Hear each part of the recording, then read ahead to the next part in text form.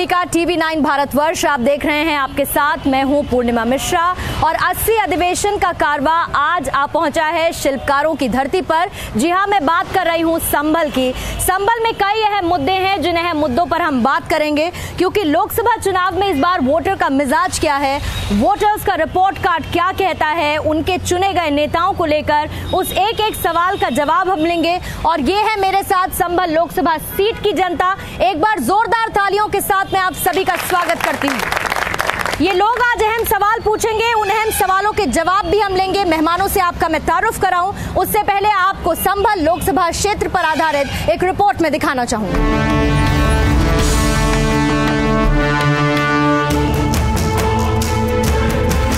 ऐतिहासिक और धार्मिक दृष्टि से महत्वपूर्ण नगरी संभल। कहा जाता है चारों युगों में संभल का वजूद रहा और इसे अलग अलग नामों से जाना गया। धर्म ग्रंथों में कहा गया है कि कलयुग में भगवान विष्णु संभल में ही कल्कि के रूप में अवतार लेंगे। मुगल शासक अकबर के शासनकाल में संभल क्षेत्र का काफी महत्व रहा, लेकिन उसी के बेटे शाहजहां के शासन में संभल की हालत काफी बिगड़ गई। संभल अशोक साम्राज्य का भी अहम हिस्सा रहा। संभल लोकसभा सीट 1977 में अस्तित्व में आई। मुस्लिम बहुल इलाका होने के बावजूद 2014 के चुनाव में इस सीट पर बीजेपी ने जीत दर्ज की थी। इसे समाजवादी पार्टी के लिए बड़ा झटका माना गया। यहां से बीजेपी के सत्यपाल सैनी चुनाव जीत कर आए। इस सीट से समाजवादी पार्टी के संरक्षक मुलायम सिंह यादव और दिग्गज नेता प्रोफेसर राम गोपाल यादव भी सांसद चुने जा चुके हैं। संभल लोकसभा क्षेत्र में 5 विधानसभा सीटें आती हैं। इनमें कुंदरकी, बिलारी, चंदौसी, असमोली और संभल शामिल हैं। 2017 के विधानसभा चुनाव में सिर्फ एक सीट बीजेपी के खाते में रही, जबकि अन्य 4 सीटों पर समाजवादी पार्टी का कब्जा रहा। इस लोकसभा क्षेत्र में 18,13,000 से अधिक मतदाता हैं। इनमें से 9,78,000 से ज्यादा पुरुष वोटर हैं, जबकि 8,35,000 से ज्यादा महिला मतदाता हैं। 2014 में यहां करीब 62.5% मतदान हुआ। अब इस लोकसभा सीट पर अपनी किस्मत आजमा रहे प्रमुख सियासी दलों के नेताओं के नाम भी जान लीजिए। बीजेपी ने चंदौसी के रहने वाले परमेश्वर लाल सैनी को अपना उम्मीदवार बनाया है, तो वही मेजर जगतपाल सिंह कांग्रेस के प्रत्याशी हैं। महागठबंधन की ओर से समाजवादी पार्टी के डॉक्टर शफीकुर रहमान चुनाव मैदान में हैं। यूपी की 80 लोकसभा सीटों के 80 अधिवेशन में आज संभल लोकसभा क्षेत्र की बात। संभल वैसे तो मुस्लिम बाहुल्य इलाका है और यहाँ पर कहा जाता है कि जो मुस्लिम वोटर है वो काफी हद तक डिसाइड करता है कि कौन कुर्सी पर बैठेगा और कौन कुर्सी से नीचे उतारा जाएगा। जनता सवाल पूछेगी, लेकिन जिनसे सवाल पूछेगी उन मेहमानों से मैं आपका तारुफ करा देती हूँ। हमारे साथ कई खास मेहमान मौजूद हैं। फिरोज खान साहब हैं समाजवादी पार्टी से, बहुत बहुत स्वागत करती हूँ सर आपका। इसके साथ ही बिरलेश यादव हैं बीजेपी की तरफ से, आपका भी बहुत बहुत स्वागत करती हूँ सर। और साथ ही अशरफ अली अंसारी कांग्रेस की तरफ से हमारे बीच में मौजूद हैं।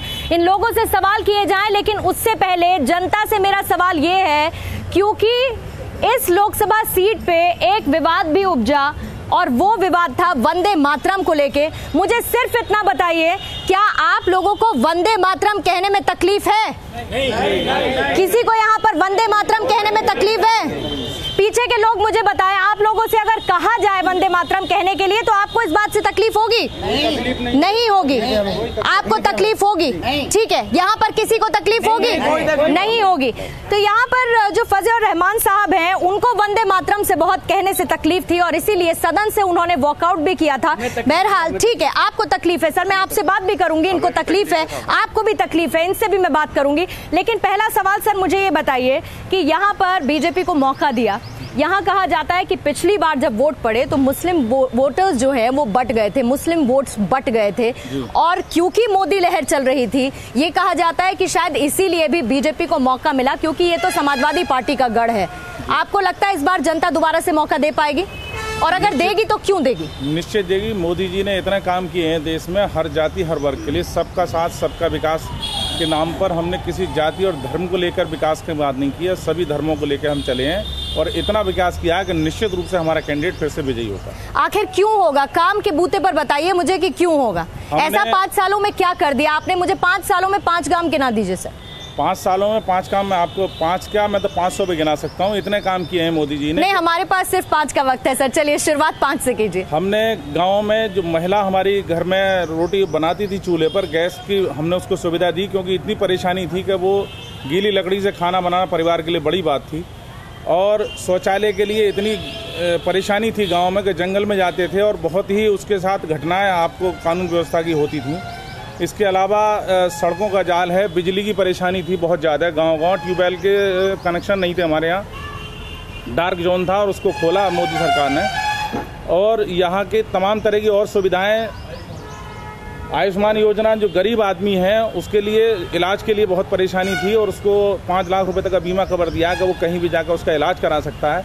और हमने गरीब को सर छत देने की कोशिश करी है बिना किसी भेदभाव के, चाहे वो हिंदू हो, मुसलमान हो, किसी जाति धर्म का आदमी हो। आपने 5 काम पूछा, ये 5 हैं, ठीक है, और पूछना तो और ठीक। और लोगों की नजर में सवाल क्या है, उनके भी जवाब मुझे लगता है आज बनते हैं। लेकिन ये बताइए, समाजवादी पार्टी के गढ़ में कमल तो खिल गया था पिछली बार, लेकिन इस बार आपको क्यों लगता है कमल को पीछे छोड़, अब आप तो देखिए महागठबंधन में हैं, सब साथ साथ हैं, तो ऐसे में लगता है ताकत ज्यादा बढ़ गई है? देखिए, ताकत तो ये जनता की है, और जनता के साथ जब जाती हुई लूट, डकैती, हत्या, इस 5 वर्ष में 20 साल देश पीछे चला गया, मेरा ये मानना है। मतलब आप ये कह रहे हैं कि जो क्राइम रिकॉर्ड है वो सिर्फ इन 5 सालों में पिछले 20 सालों के कंपैरिजन में हाई पे चला गया, और जनता में त्राही त्राही मच गई। काम इन्होंने कुछ किया नहीं, जो वायदे थे पूरे सारे झूठे हो गए। आज इन्हें ये करना पड़ा भारतीय जनता पार्टी के लोगों को कि संभल से अपना प्रत्याशी बदल दिया। तो आप ये कह रहे हैं कैंडिडेट बदल दिया है, लेकिन जनता इनको बदल कर रख देगी, आप ये कह रहे हैं? तो जैसे कि ये बता रहे हैं। और दूसरी चीज, एक और अहम बात, यहाँ से बड़े दिग्गज सांसद पहुंचे हैं, चाहे वो मुलायम सिंह यादव हो या फिर रामगोपाल यादव हो, ये लोग सब पहुंचे हैं। सर मुझे ये बताइए कि कांग्रेस का हाल अब यहाँ पर आप कैसे देख रहे हैं, क्योंकि कंपटीशन तो जो माना जा रहा है वो बीजेपी और महागठबंधन के बीच में माना जा रहा है, कांग्रेस अपने आप को कहाँ देख रही है? देखिए, हम कांग्रेस जो है अब से 19 में हम सत्ता में आ रहे हैं। भारतीय जनता पार्टी ने जो वादे किए थे वो बिल्कुल भी पूरे नहीं हुए हैं, और 50 साल हम लोगों ने, कांग्रेस ने सेवा की है देश की। जहां एक सुई तक नहीं बनती थी, आज हवाई जहाज बनाने की पोजीशन में हमारा हिंदुस्तान है। इस 5 साल में भारतीय जनता पार्टी ने क्या किया? सिर्फ वादों के अलावा कुछ भी नहीं किया। बीजेपी तो कहती है कि उज्ज्वला योजना दे दी, ग्रामीण विकास योजना के तहत बहुत विकास कर दिया, नौकरी दे दी, शिक्षा बढ़ा दी, बेरोजगारी खत्म कर दी। फिर वो ये भी कह देते हैं कि हमने आयुष्मान योजना के तहत लोगों को इलाज तक पहुंचा दिया। इसके अलावा बहुत लंबी फहरिस्त है उनकी कामों की। तो कांग्रेस को ये काम क्यों नहीं दिखते? नहीं, लोगों को तो दिखते हैं। तो बहुत लंबी थी, लेकिन लोग कहते हैं कि काम तो हुआ है। काम नहीं हुआ। इतनी बड़ी फहरिस्त के साथ साथ 5% अगर काम हो गए, 95% काम छोड़ दिए। देखिए, 2 करोड़ लोगों को, बेरोजगार लोगों को वादा किया था उन्होंने, आज तक किसको कितना बताइए आप। और फिर 15 लाख हर खाते में आ जाएंगे, लेकिन एक भी और जीरो बैलेंस के हिसाब से उन्होंने जो है खाते खुलवाए। ठीक है, 15 लाख की शिकायत तो है, लेकिन आप ये कह रहे हैं 72,000 आप दे देंगे? हम देंगे, आप दे देंगे। अब चलिए फटाफट से यहाँ पर विकास की बात कर लेते हैं। आप ये बताइए सर, यहाँ पर पिछले 5 साल में कोई काम हुआ या नहीं हुआ? 5 साल में कोई काम नहीं हुआ। मेरे भाई उज्ज्वला योजना की बात कर रहे थे, तो इसमें उज्ज्वला योजना में घर को सिलेंडर दिया गया है, जो सिलेंडर 6 महीने में उनकी सब्सिडी नहीं आने की है। 95% चूल्हे ऐसे हैं संभल में जो उनके ऊपर जंग आ गई है, गरीबों के लिए दिए गए हैं। और 1,000 रुपये सिलेंडर वो कहाँ से लें? रही सड़कों की जाल की बात, आप कौन से रोड से आई मुझे बताइए। आप कौन से रोड से आई हैं? दिल्ली से आप संभल से गजौला चली जाइए, संभल से अमरोहा चली जाइए, संभल से मुरादाबाद चली जाइए, संभल से बैजूर चली जाइए, कोई रोड ऐसा नहीं है जहाँ पर गड्ढे ना हो। अगर कोई हार्ट अटैक का मरीज दिल्ली जाना चाहे, तो अगर उसे बचने की उम्मीद हो तो संभल में अगर रोड पे जाएगा तो उसका हार्ट अटैक डबल। तो आपने 2 चीजों की बात की। आपने उज्ज्वला योजना की बात की कि 95% कनेक्शन ऐसे हैं जो जंग खा रहे हैं, और दूसरा आपने बताया कि रोड खराब है। ठीक है, 1 सेकंड रुकिएगा। उज्ज्वला योजना के तहत आंटी यही हाल है क्या? उज्ज्वला योजना का फायदा मिला? बिल्कुल मिला है, सबको मिला है। घर में चूल्हे पहुंचे, उसका फायदा मिला संभल के लोगों को? आप बताइए, पहुंचा? मिला है, बिल्कुल मिला। फायदा मिला है? हाँ, मिला है। आप बताइए। बिल्कुल फायदा मिला है सब बहनों को। हमारी उज्ज्वला गैस घर घर तक पहुंची गई है। हाँ। और कोई जंग नहीं है, कुछ नहीं है। हाँ। कितने कनेक्शन तो मैंने भी अपने हाथों से बंटवाए हैं, देखा है, कुछ भी नहीं है। ये कैसे दिए गए? ठीक, हाँ बोलिए। खुद बांटे ये उज्ज्वला गैस के, हमने अपने हाथों से दिए, लेकिन ये विपक्ष का होना भी जरूरी है। और मोदी कोई मसीहा तो है नहीं कि एक साथ में कर देगा जो भी करना है। समाज के लिए पहले मैप बनाएगा, फिर उसके बाद उसकी आपको लगता है कि योजनाओं की शुरुआत कर दी है लेकिन वक्त लगेगा धीरे धीरे पहुंचने में। सर आप बताएं, यहाँ कुछ काम हुआ है क्या? यहाँ कोई काम नहीं हुआ है, चाहे वो जो है किसी भी तरह के विकास का कोई काम यहाँ नहीं हुआ है। समान तरीके से ठप पड़े हुए हैं, बल्कि यहाँ जो है नोटबंदी में भी लगा दिया गया था, बहुत सारे लोग बेहोश हुए थे, हॉस्पिटल जाना पड़ा, आज तक जो है बीमार चल रहे हैं। ठीक, आप मोदी की योजनाओं से खुश नहीं है, आप बताएं सर काम हुआ है? आप खुश हैं? क्या काम हुआ सर यहाँ पर? 1 लाख रुपए मतलब वो छोड़े लोन वाले, हाँ 12,000 रुपए मतलब लैट्रिन के लिए दिए हैं, 2,000 रुपए आप पढ़ रहे हैं। शौचालय बने यहाँ पर, गांव-गांव तक पहुँचे, फायदा मिला लोगों को? आपको लगता है ऐसा? बिल्कुल। हाँ काम हुआ, बिल्कुल काम हुआ है। अगर आप देखो किसान का लोन माफी की बात की थी तो आप लिस्ट निकलवा लीजिए, मैं वैसी बात नहीं कर रहा, लिस्ट देखिए आप कितने लोगों का 1 लाख रुपए का लोन माफ हुआ है। उसमें ना तो किसी को ये देखा गया यादव का हुआ कि किसी मुस्लिम का हुआ कि जाटव का हुआ, वो समान रूप से उसका लोन माफ हुआ।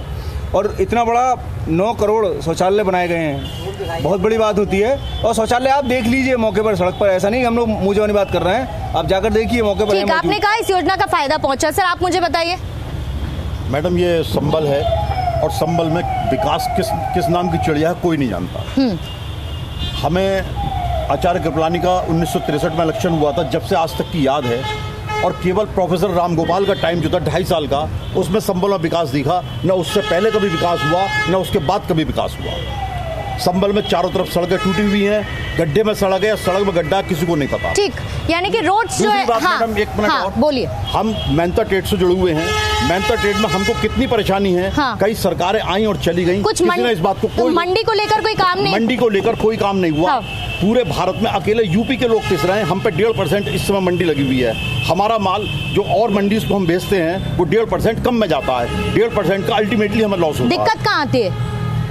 दिक्कत से मतलब आपका जब हमको रेट वो मिल ही नहीं रहा तो दिक्कत है। ठीक है, ठीक, हम उसमें कंपटीशन नहीं झेल पा रहे हैं। ठीक है, आप बताएं सर क्या हालात है? हालात बहुत अच्छे हैं और इतने 5 साल में काम हुआ है, कल्पना नहीं कर सकता आदमी। लेडीज़ के लिए टॉयलेट बने हैं, लेडीज़ बेचारी इतनी परेशान रहती थी, सड़कें बनी हैं, क्या नहीं बना। संबल को छोड़िए आप, ईस्टर्न पेरिफेरल, वेस्टर्न पेरिफेरल, अरबों रुपए की सड़कें बनी हैं। वो तो कह रहे हैं कि अगर शहर के अंदर देख ले तो सड़कें सिर्फ टूटी फूटी है, सड़क में गड्ढे हैं, गड्ढे में सड़क है, पता नहीं चलता है। ये जो सड़कें हैं इसलिए नहीं बनी है कि ये 4 लेन हो रही हैं। सबसे पहले किसानों की बात करेंगे। जिस मोदी सरकार ने सबसे पहली बैठक में कैबिनेट की बुला करके जो प्रदेश सरकारें MSP पर बोनस देती थी, सबसे पहली बैठक में किसान विरोधी काम किया उन्होंने, उन्होंने बोनस खत्म किया। दूसरी बात, ये लोन माफ़ी की बात कर रहे हैं कि ऐसे भी यहाँ ये लगा कर बोर्ड लगा करके ये प्रमाण पत्र बांटे गए, जहाँ 65 पैसे तक का प्रमाण पत्र किसानों को दिया गया लोन पर। इतनी बड़ी नोटंकी की गई। रही बात MSP की, जो आज की तारीख में इस साल 1850 रुपये बाजरे का भाव तय किया गया, इस मोदी सरकार ने लिखकर झूठ बोला, रजिस्टर्ड झूठ बोला, और सरकार ने मौखिक झूठ बोलती थी। उन्होंने 1850 का भाव तय किया, 2400 का भाव उसका ज्वार का तय किया गया, 5600 का रेट उड़द का तय किया गया, जो 3000 में बिका, और जो बाजरा था 1200 से 1400 के बीच बिका, और ज्वार 1200 बिकी, जो आज तक ये कोई पूरे उत्तर प्रदेश में कहीं खरीद केंद्र नहीं लगा गया। ठीक, आप भी किसान हैं? बिल्कुल। आपकी भी यही हालत है, इसी तरीके की स्थिति है? 2014 को चुनाव हुए थे, तो मोदी जी ने किसानों से वादा किया था कि हम फसल में MSP में 1.5 गुना वो देंगे रेट आपको, लेकिन 3 महीने के अंदर इनके वकील ने सुप्रीम कोर्ट में एफिडेविट दिलवा दिया इन्होंने कि हम किसानों को 1.5 गुना नहीं दे पाएंगे। किसके वकील ने डलवा? मोदी सरकार के वकील ने। हाँ। और ये लोग कहलवाया वहाँ का हम 1.5 गुना किसानों को नहीं दिलवा पाएंगे। क्या हाल है? बहुत बढ़िया, बहुत सब बढ़िया है, सब बढ़िया चल रहा है। ये सब जो कह रहे हैं क्या कह रहे हैं? गलत है, वो बढ़िया चल रहा है, सब कुछ ठीक है, सब कुछ ठीक है। आप बताएं, किसान है? के हित में सरकार है ये, बहुत अच्छा ऋण माफी हुई है और बिजली के ट्यूबवेल कनेक्शन भी मिले हैं। हम डीजल फूकते फूकते बर्बाद हो गए थे और सरकार में हमें बहुत फायदा है। सरकार 2000 रुपए आ रहे हैं किसान के, 2000 किसान पेंशन आ रही है, शौचालय बन गए, गैस कनेक्शन मिल गए, बहुत किसान को फायदा, खुशहाल है किसान। नहीं, लेकिन फिर ऐसा क्यों है कि आधे किसान नाखुश हैं, हैं, आधे खुश हैं। अगर योजना का लाभ मिला होगा तो सबको मिला होगा। सबको मिला है, सबको मिला है। तो नहीं मिला होगा? नहीं, सबे मिला है, हमें भी मिला है और सबको 2000 राहत आ गए मोदी सरकार से। और कौन है, कोई किसान है इसमें से? सब किसान बढ़िया है। उत्तर प्रदेश के अंदर कोई किसान परेशान नहीं है, ये केवल झूठ बोला जा रहा है, झूठ का जुमला है। रुकिए, आप बोलिए क्या? मैं ये कहना चाहता हूँ, ये इन्होंने महिला सुरक्षा की बात की थी, विकास की बात की थी, एक भी बातें पर ये खड़े नहीं उतरे हैं। महिला की सुरक्षा की बात ले लो तो आए दिन प्रतिदिन जो महिलाओं के साथ आए दिन बलात्कार होते हैं और इनके बीजेपी के सांसद MLA खुद उसमें लिप्त हैं। सर, किसानों की सबसे पहले मैं बात करूंगी। आपने एक एक किसान को सुना होगा। हर जगह इस पूरे बेल्ट में मैं किसानों से बात कर रही हूँ, कोई परेशान है या नहीं, लेकिन किसान रो रहा है। और दिक्कत यह है कि आपकी तरफ से वादे बहुत बड़े बड़े कर दिए गए, लेकिन वो धरातल पर कितने हैं ये किसानों की कम से कम नजरों में नहीं दिखता। देखिए, जहाँ तक जो विरोध कर रहे हैं, जब कोई माल हम बाज़ारों में बेचते हैं तो उसे असली और नकली का लिखना पड़ता है। तो जहाँ जो हमारे किसान के प्रतिनिधि हैं उन्हें असली लिखना पड़ रहा है, ये शर्म की बात है। किसान यूनियन के प्रतिनिधि तो अपने आप ही प्रतिनिधि है, असली लिखने का मतलब ही वो प्रतिनिधि नहीं है, नकली लोग हैं। जो किसान की समस्या को लेकर जो बात कर रहे हैं वो असली। आप कह रहे हैं कि ये जो किसान बैठे हैं ये नकली हैं, आप ये कह रहे हैं? बिल्कुल नकली किसान कैसे पता चलता है? कैसे पता चलता है? नहीं, एक मिनट रुकिए, नहीं रुकिएगा जरा, पहले मेरी बात का जवाब दीजिए। कैसे पता चलता है आपको? नहीं, एक मिनट सर, पहले मेरा सवाल सुनिए, 1 मिनट रुकिएगा, 1 मिनट। पहले मुझे ये बताइए कि आप लोगों की कैसी दूरदृष्टि है कि आपको देख के पता चल जाता है कि कौन असली है और कौन नकली है? दूरदृष्टि समझाइए सर अपनी। आप खुद समझ लीजिए कि किसान यूनियन की टोपी पे असली लिखने की आवश्यकता है क्या? किसान यूनियन अब आप ये बताएंगे कि कौन अपनी टोपी पर क्या लिखेगा, ये आप डिसाइड करेंगे? हम डिसाइड नहीं करेंगे। और आप उसे नकली बता देंगे? नहीं, नकली नहीं बता रहे। दिक्कत पता है सर आप लोगों के साथ क्या है? आप लोगों के साथ दिक्कत ये है कि जो आपके मन की बात करे वो तो असली हो गया, जो आपके खिलाफ बात कर ले वो नकली हो गया। ये मिलों के दलाल थे जो कि किसान यूनियन के नाम पर किसानों का शोषण कर रहे थे। उनका शोषण मोदी जी ने बंद किया। जो पैसा मिला है सीधा किसानों को मिला है और उसकी वजह से इन्हें परेशानी है और इनकी जो दलाली है वो बंद हुई है। सड़क को लेकर बहुत ज्यादा परेशानी है। मुझे कौन बताएगा यहाँ पर सड़कों का हाल कैसा है? वाकई में गड्ढे में सड़क है या सड़क में गड्ढा है, ये बताइए। मैडम, इन 5 सालों में सड़क में गड्ढे हैं या गड्ढों में सड़क है, ये महसूस नहीं हो रहा। ये लोग कह रहे हैं कि विकास नहीं हुआ। इन 5 साल में सेंटर की सरकार ने या उत्तर प्रदेश सरकार ने क्या काम किया है? किसी भारत माता की जय या वंदे मातरम से विकास नहीं होने वाला। ये धर्म के मुद्दों में उलझाना चाहते हैं, डिबेट को बहिष्कार करते हैं लोग। अच्छा, मुझे ये बताइए कि पिछली बार ये कहा गया कि यहाँ क्योंकि मुस्लिम वोटर बहुत ज्यादा डिसाइडिंग फैक्टर है, ठीक है, तो मुझे जरा ये बताइएगा कि पिछली बार ये कहा गया कि मुस्लिम वोटर बट गया था इसलिए बीजेपी जीत गई मोदी लहर में, ऐसा हुआ था क्या? ये बेईमानी से जिताया गया। ईवीएम में घोटाला पहले भी था और हमें आज भी महसूस हो रहा है। भाई साहब, ये 3 राज्यों में सरकार बनी है, उसमें ईवीएम खराब तो नहीं हुए थे? उनमें से इनकी सरकार क्यों बनी है? ये हमारी सरकार बनती है तो ईवीएम खराब बताते हैं। ये इनकी सरकार बनी है 3 राज्यों में तो ईवीएम खराब नहीं हुए थे वहाँ पे। अच्छा, ये बताइए कि यहाँ सड़क बढ़िया है? सब बढ़िया, सब चीज पानी की कोई दिक्कत है? पानी दिक्कत नहीं, बिजली की दिक्कत है? दिक्कत है। किसानों के लिए खाद यूरिया इन सब की परेशानी है? कोई परेशानी नहीं है यहाँ पर। परेशानी जो है एजुकेशन को लेकर बहुत परेशानी है। हाँ, ये एक बड़ा मुद्दा है, शिक्षा बड़ा मुद्दा है। अब तो यहाँ तक ये NGM कॉलेज है, यहाँ पर BSc तक नहीं है।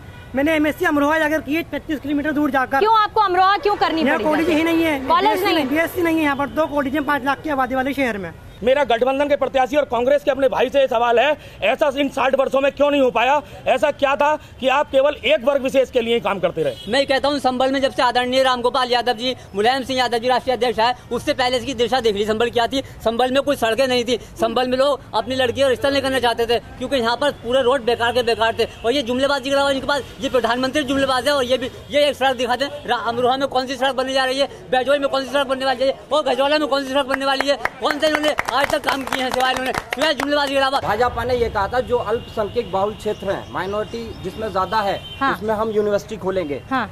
आज कहाँ गया वो मुद्दा? अच्छा, दूसरी बात सुनिए, ये लोग ये कहते हैं कि सबका साथ सबका विकास। ईमानदारी से ये बताएं मेरे बड़े भाई हैं, सिर्फ 2 इंस्टीट्यूशंस हैं इस पूरे हिंदुस्तान में मुसलमानों के, एक AMU है, एक जामिया मिल्लिया है। दोनों का माइनॉरिटी कैरेक्टर पर इस भाजपा ने अभी मुकदमा चला रखा है। मुझे ये बताइए कि एक वंदे मातरम का मसला यहाँ पर बड़ा उलझा था। मुझे ये बताइए सर कि वंदे मातरम कहने में मतलब इतनी दिक्कत क्या, इतनी तकलीफ क्या? वही बताता हूँ। देखिए, वंदे मातरम के जो शाब्दिक अर्थ, 1 मिनट, हाँ, वंदे मातरम का शाब्दिक अर्थ है कि हम उसकी वंदना करते हैं। हाँ। और इस्लाम की जो मेन मुद्दा है वो अल्लाह के अलावा किसी की वंदना नहीं है, ये फर्क है। और कोई अच्छा ये बताइए कि अगर आप ये बताइए देश बड़ा या अल्लाह? देखिए अल्लाह तो बड़ा ही रहेगा। देश बड़ा या अल्लाह? ना, अल्लाह बड़ा रहेगा। देश बड़ा नहीं है आपके लिए? देश बड़ा नहीं है, अल्लाह बड़ा है। आपके लिए देश बड़ा नहीं है, और किसके लिए देश बड़ा नहीं है? हाँ बताएं। मैम, वंदे मातरम ऐसा नहीं है। देखिए, देश को अल्लाह ने बनाया, देश को भी अल्लाह ने बनाया है, और देश की हम बहुत ज्यादा जो है कदर करते हैं। हम अपनी सगी माँ, जिस माँ ने हमें पैदा करा है, हम उसकी भी वंदना नहीं करते। देश से प्यार इतना करते हैं, देश के लिए जान देने के लिए, मर मिटने के लिए हर वक्त तैयार हैं।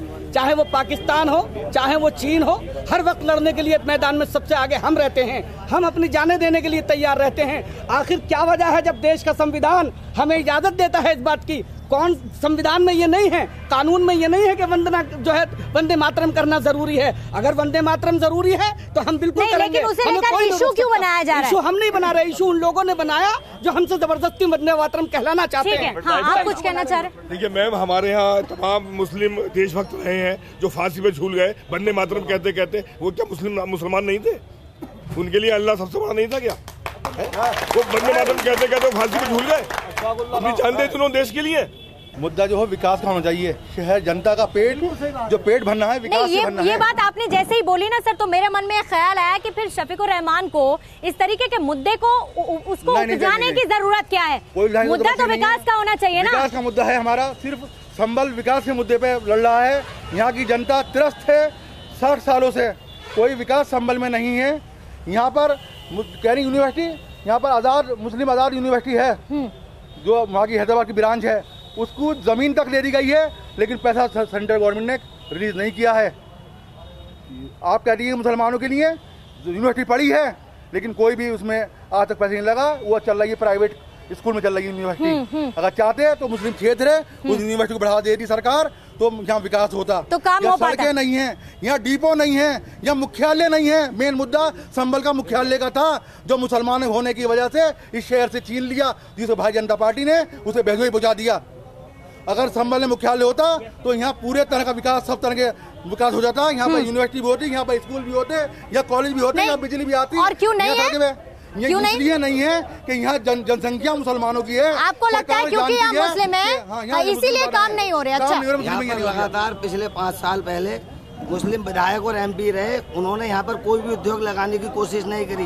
यहाँ का मुख्य व्यवसाय एक पहले टायर वाला रिक्शा था, अब टिर्री हाथ में दे दी है, और कुछ नहीं है। एक यहाँ पर ट्रेनों की जरूरत है, ट्रेन की जरूरत है। सेंट्रल गवर्नमेंट और स्टेट गवर्नमेंट मैडम दोनों मैच कर रही है। हाँ। जब भी यहाँ पर मैडम रेलवे लाइन नहीं हुई है, पहले डॉक्टर साहब जीते थे, बोले सेंटर में सरकार नहीं है, अब मैडम मैच कर रही है दोनों गवर्नमेंट है। जब भी यहाँ पर रेलवे लाइन नहीं आई। आखिरी सवाल आप सब लोगों से मेरा, तो विकास के मुद्दे पर इस बार आप लोग वोट देंगे? विकास के मुद्दे पर वोट देंगे आप लोग? हाँ, विकास चाहिए, विकास के मुद्दे पर वोट देंगे। ठीक है, तो ये संभल के लोग हैं जो ये कह रहे हैं कि विकास के मुद्दे पर वोट देंगे, और इनकी बहुत सारी मांगे हैं, जिसमें किसानों की भी मांग है, यूनिवर्सिटी की मांग है, रोड की मांग हो रही है, रेल लाइन की मांग, और सबसे ज्यादा जिला मुख्यालय की मांग है। ये लोग चाहते हैं कि जो भी इन मांगों को पूरा करेगा उसे ये वोट देंगे। 80 अधिवेशन में मेरे साथ संभल लोकसभा क्षेत्र से फिलहाल इतना ही। पहुंचेंगे हम फिर किसी और लोकसभा क्षेत्र, जानेंगे वहां पर जनता का वोटिंग का।